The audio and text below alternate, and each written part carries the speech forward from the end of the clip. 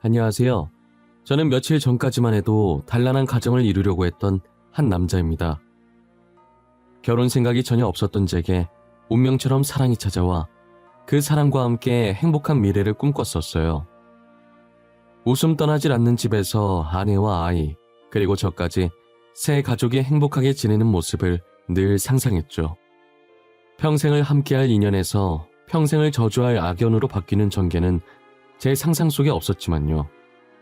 그래도 혼인신고서 작성하기 전에 모든 것을 끝낼 수 있어서 다행이라는 생각을 합니다. 저와 그녀가 처음 만난 것은 저희 어머니께서 억지로 내보낸 선자리였는데요. 평소 결혼 생각도 없었을 뿐더러 소개를 받아 만나는 건 더더욱 좋아하지 않았어요. 저와 상대방 사이에서 풍겨오는 그 어색한 공기가 제 목을 조여오는 느낌이 들어 정말 싫었거든요. 그런데 어머니께서 직장도 좋으면서 왜 결혼을 안 하려고 하냐며 이번 한 번만 눈 감고 나가주면 다시는 선자리 안 만들고 결혼 얘기도 안 하겠다고 단호하게 말씀하시더라고요. 빈말은 안 하시는 성격이라 그 말에 꼬여서 처음이자 마지막 선자리를 나가게 된 것이에요. 저는 의사, 상대방은 고등학교 교사였고 저희 아버지께서 병원장이라 상대방 집안이 더 기울긴 했지만 직업이 괜찮다고 안 나가면 정말 아까울 것 같다며 거의 애원하다시피 저를 선자리에 내보내셨어요. 아버지께서 지금 운영하시는 병원을 제가 이어받거나 제 개인 병원 하나 받아내려면 어머니 말에 최대한 복종하는 것이 좋겠다고 생각했었죠. 결혼할 거라는 생각 없이 몸도 마음도 굉장히 편안한 상태로 선자리에 나갔어요. 제가 먼저 도착했길래 상대방에게 마시고 싶은 음료를 물어본 뒤 미리 시켜놓고 기다리고 있었어요. 진동배를 들고 자리에 앉음과 동시에 문 여는 소리가 들려서 상대방이 도착했나 쳐다보니 제 이상형과 상당히 가까운 사람이 제 쪽으로 걸어 들어오더라고요. 설마 제 앞에 앉겠나 했는데 설마가 사람 잡는다고 제 이름을 말하면서 맞냐고 물어보는 거예요. 대답도 못하고 그녀 얼굴만 멍하니 바라보다 진동배의 소리에 놀라서 정신 차리고 맞다고 답했어요. 그녀는 싱긋 웃으면서 자기가 음료 가지고 오겠다고 제 손에 들린 진동배를 가지고 가더라고요. 순간 꿈인가 싶어서 양손으로 제 뺨도 때려보고 허벅지도 꼬집어보고 별짓을 다 했던 것 같아요. 커피를 마시면서 인사도 하고 이런저런 이야기를 나누기 시작했는데 그녀도 저처럼 어머니한테 등 떠밀려 선자리에 나온 거더라고요. 결혼할 나이는 다가오고 주변 친구들 다 결혼할 때 혼자만 결혼을 안 하고 있으니 어머니께서 많이 답답해 하셨다고 하면서요. 저도 그렇다고 하면서 농담을 주고받다가 어색했던 분위기가 자연스럽게 풀려 있었어요. 그러다 실수로 제 허벅지에 느껴지는 휴대폰 진동에 놀라서 테이블을 실수로 찾고 그녀 앞에 있던 커피가 떨어지면서 그대로 그녀 치마에 다 쏟은 거예요. 저는 너무 놀라서 티슈를 들고 왔고 그녀는 괜찮다고 속바지 대신 반바지 입고 왔었는데 다행이라고 치마 어차피 불편했다면서 화장실에서 치마를 벗고 오더라고요. 제가 미안해서 어쩔 줄 몰라 하니까 웃으면서 어차피 오래 입은 치마라 버리려고 했다고 계속 괜찮다고 오히려 저보고 놀랐겠다고 하더라고요. 말도 조곤조곤 잘하고 참해서 좋았는데 거기다 착하기까지 하니까 정말 놓치기 싫더라고요.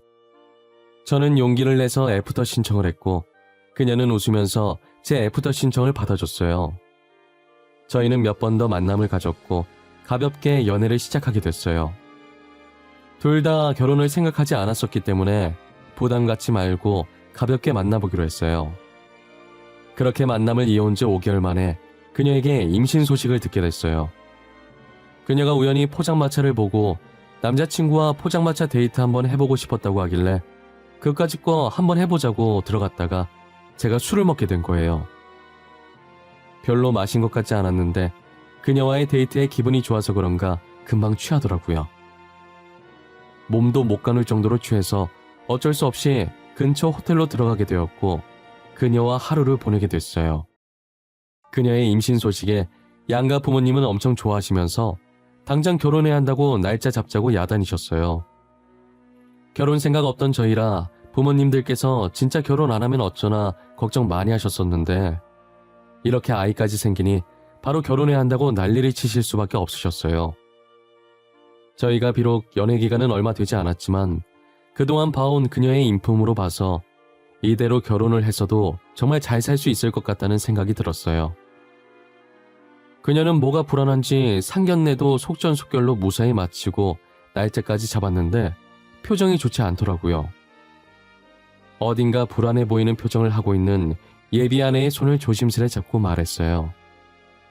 뭐가 그렇게 불안해? 이제 막 알아가는 단계인데 벌써 결혼해서? 우리한테 다가올 미래가 무서워서 그러는 거야? 그래? 아무래도 그렇지. 우리가 1년을 연애한 것도 아니고 이제 고작 5개월 됐는데 결혼해 임신해. 안 무서운 게 이상한 거 아니야? 결혼 생활도 무섭고 애 낳는 것도 무서워. 내가 옆에 있는데 뭐가 무서워. 언제나 네 옆에 꼭 붙어서 널 지키고 있을 거야. 무슨 일이 생기든 무조건 우리 시은이랑 아기 옆에 있을 거야. 그러니까 너무 겁먹지 마. 우리가 결혼해서 잘 살 수 있을까? 애기 낳아서 잘 키울 수 있을까? 결혼도 처음이고 엄마가 되는 것도 처음이고 아는 게 하나도 없고 두려워. 나도 그래. 나도 처음이라 솔직히 무서워. 그래도 둘이 힘 합치면 뭐든 못하겠어? 우리 벌써부터 겁먹지 말자. 우린 분명 좋은 배우자, 좋은 엄마 아빠 될 수 있을 거야. 저는 갑작스러운 결혼과 출산에 두려움에 떨고 있는 예비 아내를 달래고 또 달랬어요. 솔직히 저도 이렇게 한 번에 닥친 상황에 예비 아내처럼 겁먹고 두려운 건 마찬가지였지만 이제 가장이 될 사람인데 제가 흔들리면 안 되겠다는 생각이 들었어요. 그래서 겁먹은 티 안 내고 예비 아내에게 잘할 수 있을 거라고 용기를 주었죠. 상견례까지 속전속결로 끝낸 것처럼 저희 결혼 준비도 아무 문제 없이 빠르게 끝낼 수 있을 줄 알았어요. 하지만 예상치 못한 예비 장모님의 개입으로 저희의 결혼 준비는 하나씩 틀어지기 시작했어요. 저희 쪽에서 신혼집을 하고 예비 처가댁에서 혼수를 해오기로 이야기가 끝난 상태였어요. 어차피 저희가 살 집이니 저희 마음에 들어야 한다고 신혼집 고르는 건 전적으로 저희한테 맡겼었어요. 집을 보러 다니려고 예비 아내와 시간을 맞춰서 만났는데 예비 장모님까지 같이 오신 거예요. 장모님과 함께 가겠다는 말이 없어서 당황스럽긴 했지만 그럴 수 있다고 생각했어요. 그날은 집 두 채를 보게 됐고 저와 예비 아내는 아이 키우기 적당한 평수라 둘 다 괜찮아 했지만 예비 장모님께서는 어디가 불만족스러우신지 계속 표정이 안 좋더라고요. 지서방, 여기 평수가 얼마나 된다고 했지? 28평이라고 했었나? 이렇게 좁은 집에서 아이를 어떻게 키울 생각인 거야? 아이 안 크면 몰라도 계속 자랄 텐데? 에이, 장모님, 28평이 뭐가 작아요? 방도 3개나 있는데요. 이 정도면 아이 키우기에도 충분하죠.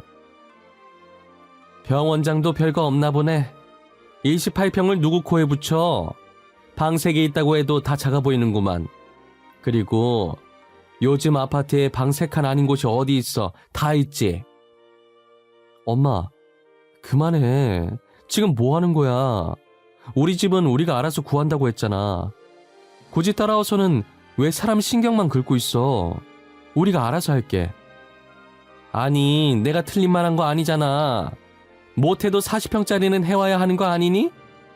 명색이 병원장 아들인데 말이야. 28평은 좀 수준 떨어지잖아. 내가 어디다 말하기에도 부끄럽고. 집이 뭐가 그렇게 중요해요. 저희만 잘 살면 되는 거 아닌가요?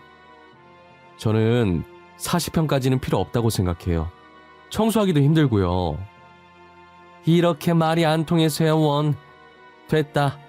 말해봤자 같은 말만 할 것 같으니 그만하자꾸나.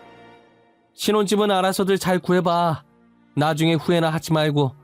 나는 간다. 예비 장모님은 신혼집 평수로 제 속만 긁어놓고 호련히 가버리셨어요. 저희만 잘 살면 되는 건데 왜 계속 저희를 이용해서 남에게 잘났다는 걸 보여주려고 하는지 모르겠어요. 병원장 아들이라고 해서 꼭 40평 아파트에 살아야 한다는 법이 있는 게 아니잖아요. 집 둘러볼 때부터 계속 뷰가 어쩌고 물수압이 어쩌고 하면서 집이 안 좋다고 핑계대더니 결국엔 평수가 마음에 안 들어서 뭐든 딴지를 걸고 있었던 거예요. 저는 40평 아파트 해갈 생각이 전혀 없었고 며칠 더 둘러보다가 32평짜리 단독주택으로 계약하게 됐어요. 마당도 있어서 아이가 뛰어놀면 좋을 것 같기도 하고 예비 안 해도 좋다면서 만족했죠. 이제 집에 혼수만 들어오면 결혼에 필요한 모든 준비가 끝났었어요. 혼수는 처가댁에서 알아서 해주기로 했다는 아내의 말을 믿고 기다리고 있었어요. 얼마 지나지 않아 신혼집에 혼수를 넣어놨다는 이야기를 들었고 바빠서 한동안 가보지를 못했어요. 시간 나면 가봐야지 했는데 막상 가려고 하니 좀처럼 시간이 나질 않더라고요. 거기다 뻑하면 예비 장모님께서 친구 모임에 저를 부르셔서 시간이 나도 거기 따라다니느라 바빴죠. 저는 신혼집 문제로 예비 장모님께 점수가 많이 깎였다는 생각에 더 이상은 밉상 보이고 싶지 않아서 예비 장모님이 부르실 때마다 거절하지 않고 나갔어요. 하지만 예비 장모님은 저를 자랑하는 척하면서 제 카드에만 관심이 많았어요. 항상 저를 부르는 곳이 저도 못 가본 고급 레스토랑이나 고급 호텔이었어요. 여기야 지서방. 잘 찾아왔네. 우리 딸한테 말 안 했지? 우리 딸은 나 여기 온 거 몰라. 우리 둘 비밀이다. 그리고 여기는 내 친구들 인사해. 이야, 너 사이 하나 잘 골랐네. 아주 기도 훤칠하고 인물이 좋네. 무슨 복으로 저런 사이를 얻은 거야? 너네 딸도 참 능력 좋아. 그러게, 날 닮아서 남자 보는 눈이 있어. 병원장 아들 만나는 게 쉬운 일 아니지. 조만간 우리 사위 개인 병원도 하나 생길 것 같은데 개원하면 다들 그 병원으로 옮겨. 장모님, 그게 무슨 소리예요? 저 아직 개인 병원 개원할 생각 없어요. 이렇게 마음대로 거짓말을 치시면 어떡해요? 대충 그렇다고 하고 넘겨. 그리고 카드 들고 왔지? 우리 조만간 일어날 거니까 멋있게 미리 결제해주고 가. 나도 체면이 있지. 사이가 먼저 결제해주고 가면 얼마나 부러워하겠어. 갑자기 계획에도 없는 제 개인 병원 개원 얘기에 놀라서 예비 장모님만 들릴 정도로 작게 속닥거렸어요. 예비 장모님도 속닥거리며 아무렇지 않게 대답하고 본인들이 먹은 것들 결제까지 하라고 하시더라고요. 어이가 없어서 예비 장모님을 바라보면 표정 변화 하나 없이 눈짓으로 카운터를 가리키는 거예요. 괜히 얼굴 붉힐 일 만들었다간 저만 손해일 것 같아서 30만 원 결제하고 레스토랑을 빠져나왔어요. 이런 식으로 계속 제가 병원장 아들이라는 걸 내세워서 친구들에게 체면 차리고 비싼 밥, 자기가 사는 척하면서 제게 결제를 맡기셨어요. 저는 그래도 그 정도면 나름 애교로 참을 만한 정도였어요. 간만에 시간 내서 혼수 들어온 신혼집에 방문했더니 아주 가관이더라고요. 대충 멀리서 겉모습만 봤을 땐 새 것과 마찬가지로 엄청 깨끗했어요. 그런데 가까이 가서 보거나 안쪽까지 살펴보면 살짝 사용한 흔적들이 보이는 거예요. 예비 장모님은 제가 제품에 가까이 가려고 하면 뭘 그렇게 보냐고 맞기 바쁘셨죠. 장모님, 이리 좀 와보세요. 이거 새 제품들 맞아요? 새 제품 아닌 것 같은데? 당연히 새 제품이지. 왜? 뭐가 문제 있어? 문제 있을 리가 없을 텐데. 내가 혼수 드린 날에 분명 잘 작동하는지 다 확인했었어. 작동이 문제가 아니라요. 누가 사용했던 흔적들이 있어서요. 교환 신청해야 할 것 같은데. 장모님, 영수증 있으면 저한테 주시겠어요? 아무래도 상태들이 교환을 해야 할 것 같아요. 사실 지서방, 우리가 혼수 급하게 준비하느라 중고로 샀어. 근데 작동도 잘 되고 외관도 깔끔해서 새 거랑 다름없던데? 아니, 장모님, 그게 무슨 말이에요? 혼수를 중고로 사셨다고요? 아이, 세상에, 혼수를 중고로 사는 사람이 어디 있어요? 사용하는 데에만 문제 없으면 되는 거 아닌가? 사람이 왜 그렇게 꽉 막혔어? 일단 그거 써. 다음에 내가 새 제품으로 싹 다 바꿔줄 테니까. 그리고 어른한테 대드는 거 아니야. 알겠어? 도대체 자기 딸 시집 보내면서 중고로 혼수를 사는 사람이 세상에 어디 있단 말인가요? 저는 예비 장모님께 불만을 토로하려고 하는데 자켓 안에 넣어놨던 휴대폰이 시끄럽게 울리는 거예요. 잠시 다른 방에 들어가서 받으니 동기가 급한 일 있다고 당직 서달라고 부탁하는 전화였어요. 대충 알겠다고 하고 다시 예비 장모님께 이건 좀 아닌 것 같다고 말하려고 거실로 나가려는데 예비 장모님과 예비 아내가 이야기를 나누고 있는 소리가 들리더라고요. 엄마, 나 무서워. 그냥 사실대로 말하고 파혼하면 안 돼? 나 승훈 씨 보기 미안해. 이러다 들키면 우리 둘 다 끝이야. 진짜 어쩌려고 그래. 에이, 안 걸린다니까 그러네. 나만 믿어. 절대 걸릴 일 없으니까. 너만 연기 제대로 잘하면 돼. 알겠어? 몰랐는데 여기 집값 장난 아니더라. 아주 봉잡았지. 엄마, 제발 우리 여기서 그만하자. 응? 나 그냥 다 말할래. 승훈 씨가 아이 아빠 아니라고. 승훈 씨랑 만나기 전에 만났었던 남자 아이라고. 너 미쳤어? 입 조심해. 지서방이 들으면 어쩌려고 그래. 이 좋은 기회를 왜 놓쳐? 병원장 아들이랑 결혼하는 게 쉬운 줄 알아? 너 고생길 끝이야. 애 친아빠는 너무 가난하잖니. 나는 언제 들킬지 매일 불안에 떨면서 살고 싶지 않아. 엄마, 나 엄마 딸 아니야? 왜 내 걱정은 안 하고 돈만 밝히는 거야? 제발 내 생각도 좀 해주면 안 돼? 술 먹여서 실수한 걸로 하자고 했던 건 너다. 이제 와서 발 빼겠다는 거야? 너만 입 다물면 아무도 몰라. 그러니까 잠자코 있어. 다 잡은 물고기 놓칠 셈이야? 알고 보니 아내는 선자리에 나오기 전에 만나고 있었던 남자가 있었어요. 선자리 나왔을 당시에도 남자와 만나고 있는 중이었는데 남자 집안이 너무 가난해서 예비 장모가 마음에 들어하지 않았고 예비 아내를 억지로 선자리에 내보낸 거더라고요. 저랑 만나면서도 미련이 남아 남자를 계속 만났었고 뱃속에 있는 아이도 그 남자 아이였던 거예요. 당시 저랑은 아무 일도 없었기 때문에 임신한 걸 알면 다른 남자가 있었다는 게 들키게 되니까 일부러 제게 술을 먹여서 실수한 척하고 뱃속의 아이를 제 아이라고 한 뒤 결혼을 강행한 거죠. 저런 기가 막히는 소리를 듣고 있으니 다짜고짜 화내면서 파혼하고 싶은 생각보다 저 사람들에게 제대로 된 복수를 해야겠다는 생각부터 들더라고요. 그날 동기 대신 당직 서면서 그들에게 어떻게 복수를 해줘야 좋을지 많은 고민을 했었어요. 우선 그렇게 체면 차리기 좋아하는 예비 장모님을 위해 근사한 고급 레스토랑에서 친구들 다 모아놓고 제대로 망신을 줘야겠다는 생각을 했어요. 제가 예비 장모님에게 먼저 연락할 일이 없는데 처음으로 먼저 연락을 했어요. 장모님, 저예요, 지서방. 잘 지내셨어요? 다름이 아니라 제가 간만에 내일 쉬는 날이거든요. 저번 혼수일로 장모님께 화낸 거 죄송하고 그래서 장모님께 한턱 쏘려고 하는데 시간 괜찮으세요? 뭐 그런 일로 한턱 쏜다고 그래. 나야 남는 게 시간이긴 하지만. 에이, 괜찮아. 나 다 잊었어. 그렇게 속 좁은 사람 아니다.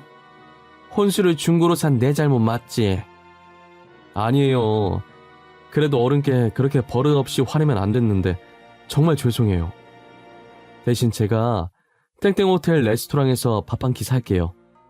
장모님 기도 살려드릴 겸 친구들도 부르세요. 뭐 진짜야? 진짜 내 친구들 다 불러도 되는 거야? 지서방이 어쩐 일이야? 어디 돈 들어올 구석이라도 있는 거야? 거기 엄청 비싼 곳으로 소문났던데 괜찮겠어? 장모님 위해서 쓰는 건데 뭐가 아까워요. 하나도 안 아까워요. 친구들도 부르고 저희 재밌는 시간 보내요. 그럼 내일 뵐게요. 비싸기로 유명했던 레스토랑이라 예비 장모님은 진짜냐면서 엄청 좋아하시더라고요. 저는 전화를 끊고 예비 장모님께 정확한 주소를 문자로 찍어 보내주고 씩 웃었어요. 그리고 다음날 낮에 약속을 했었는데 약속 시간 30분 전에 갑자기 일이 생겨서 늦게 들어가야겠다고 예비 장모님과 친구분들은 먼저 레스토랑에 들어가 있으라고 연락드렸어요. 예비 장모님은 제 말을 철석같이 믿고 아무 의심 없이 친구들과 레스토랑에 들어가서 음식을 시켰어요. 한창 분위기 좋을 때쯤 본격적인 작전에 들어갔죠. 장모님 어쩌죠? 제가 늦게라도 가려고 했는데 하루 종일 병원에 잡혀 있어야 할 것 같아요. 대신 제가 카드 퀵으로 보내드릴게요. 그걸로 결제하세요. 많이 바쁘니? 그럼 어쩔 수 없지. 아쉽다. 같이 먹었으면 좋았을 텐데. 여기 비싼 카페 음식이 다 맛있어. 너 덕분에 이렇게 좋은 곳에 다 와보네. 그러네요. 저도 같이 먹었으면 참 좋았을 텐데 아쉬워요. 그래도 오늘 장모님 친구들 앞에서 기 좀 사셨겠네요. 그걸로 됐어요, 전. 그래, 친구들이 부러워 죽어. 자기도 너 같은 사이 보고 싶다고. 다행이네요. 장모님, 제가 지금 진찰하러 들어가 봐야 했어요. 카드 지금 바로 퀵으로 보내드릴 테니까 받으시면 그걸로 계산하세요. 끊을게요. 저는 연기를 하며 바빠서 결제하러 못 간다고, 죄송하지만 카드를 퀵으로 보내드린다고 했죠. 제가 오든 안 오든 결제만 하면 되는 거니까 예비 장모님은 상관없다면서 입이 귀에 걸리셨더라고요. 저는 조금 떨어진 친구 가게에서 퀵을 불렀고 퀵 오면 전달 좀 부탁한다고 한 뒤 레스토랑으로 향했어요. 예비 장모님의 반응을 두 눈으로 보고 싶은 마음에 빠르게 레스토랑으로 와서 근처에 숨어 있었어요.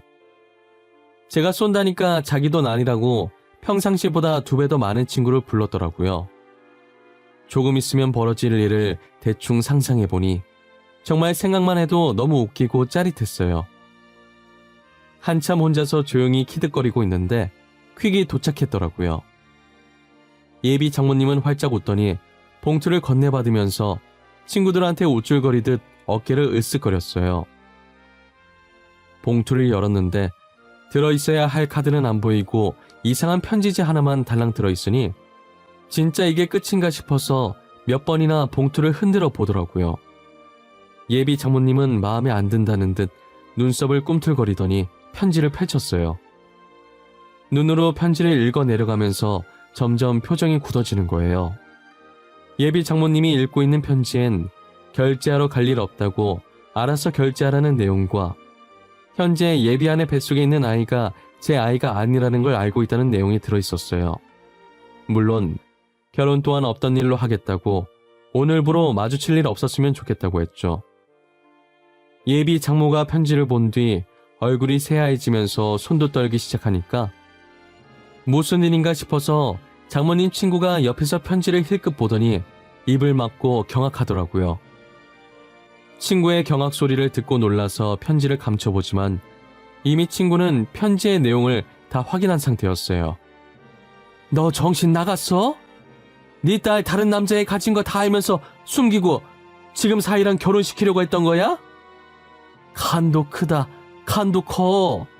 어떻게 그런 짓을 벌일 생각을 해? 아니, 그게 무슨 소리야? 다른 남자애라니. 결혼한다고 인사하던 사위 아니었어? 그 사람애 아니야. 다른 사람 애래. 전에 만났던 남자애란다.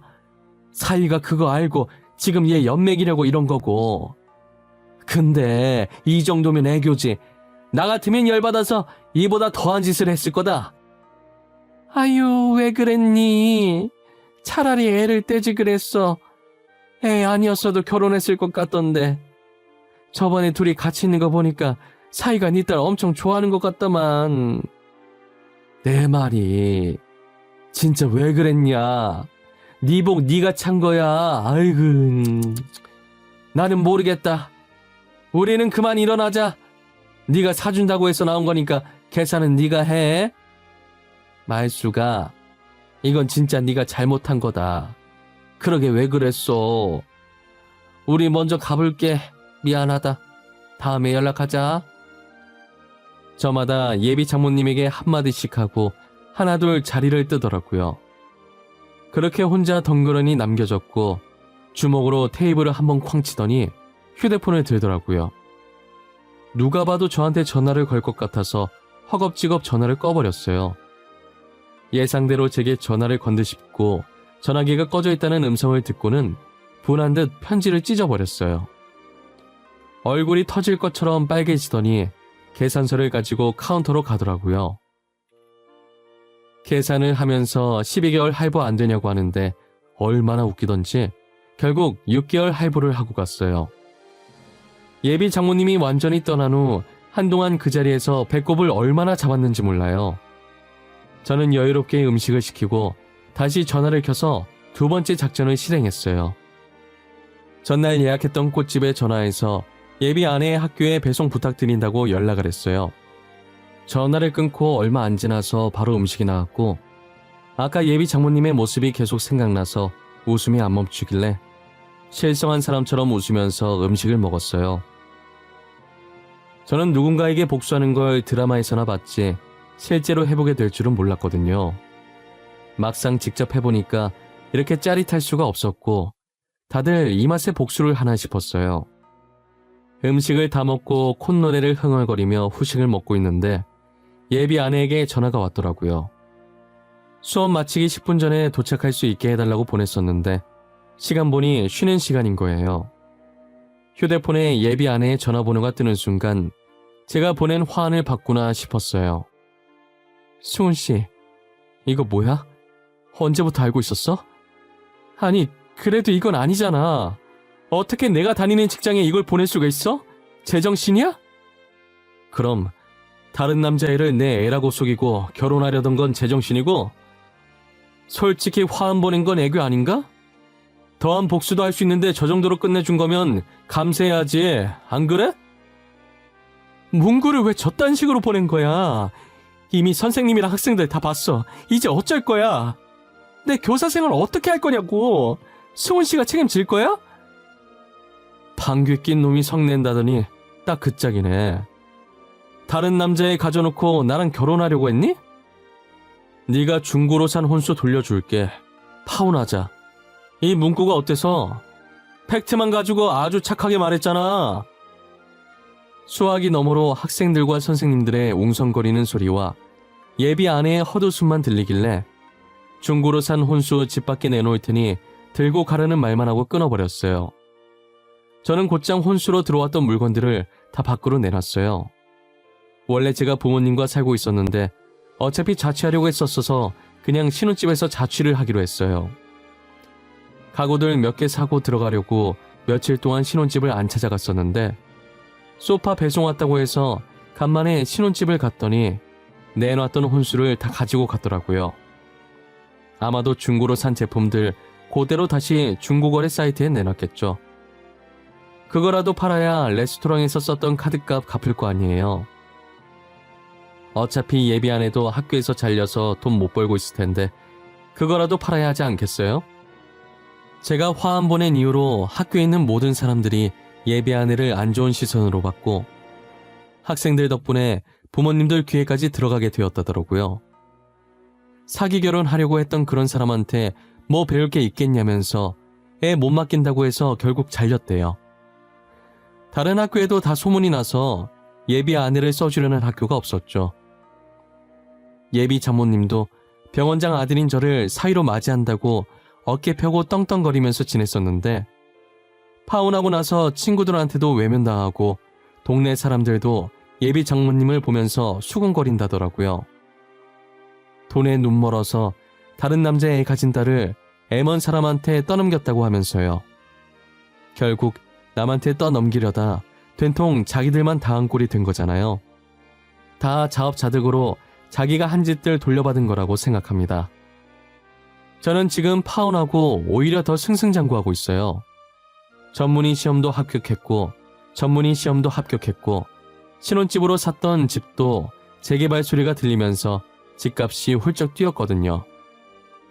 정말 먹고 사는 건 저만 노력하면 되는 일이라 쉬운데 결혼은 혼자 힘으로 하는 것이 아니니 세상에 결혼보다 어려운 게 없는 것 같아요. 저희 어머니도 이번 일 겪고 선자리에 나오는 사람들 중에도 정상만 있는 건 아니라면서 다시는 제게 선보라는 말도 결혼하라는 말도 하지 않았어요. 저도 이 나이 먹으면서 별의별 일 다 겪어봤다고 생각했는데 이번 일같이 최악인 일은 또 없었어요. 인간관계란 너무 어렵고 나이는 정말 숫자에 불과했어요. 예비 장모님을 보니 뼈저리게 느끼게 되었답니다. 저는 이것 또한 경험이라고 생각하고 예비 장모님과 다르게 앞으로 성숙한 사람이 되려고 해요. 이렇게 사연을 보내려고 글을 쓰고 나니 어딘가 씁쓸한 감정이 밀려오네요. 여러분들은 부디 좋은 인연들과 함께 좋은 일들만 가득하길 바랄게요.